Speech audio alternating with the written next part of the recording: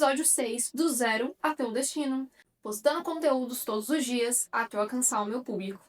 Meu diário da liberdade. What's up, everybody? Welcome to the episode 6. Welcome back to our little podcast, or to our little real chat, where I get to sit in my couch and tell you stories and answer the questions that I get often.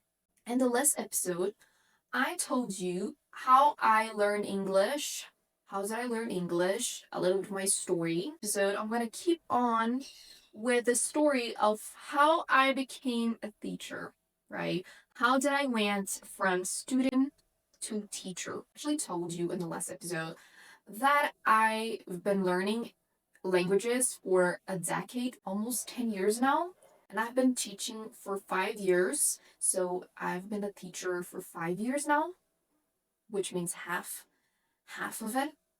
And so how was for me to actually study in 5 years, become fluent, and in the other 5 years to as well be a teacher, right? How could I manage that? I did have a lot of abilities. I do have a gift for learning. However, it was not only the gift. Like I told you, I study a lot. Okay, so the two most important things for me to develop to become a teacher was number one, the amount of effort that I always put on things, my effort, my determination. That is honestly one of the most important things of this story. You can take something from my stories.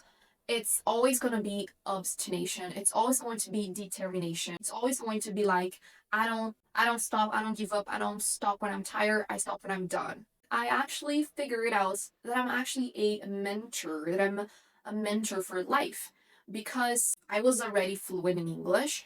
I didn't really want it to be a teacher in the first place. I really wanted to leave my job at that time and I wanted to have the office because my dream was always to be an entrepreneur, businesswoman in the corporate world, running a business, doing something related to that. But I really didn't thought about doing that in the education field or even like teaching a subject. But then that was so crazy because I feel like even when I was a kid, my soul, my heart always knew that I was a professor, that I was a mentor since the day I was born. I totally forgot what I wanted to do when I was a kid. Because when I was a kid,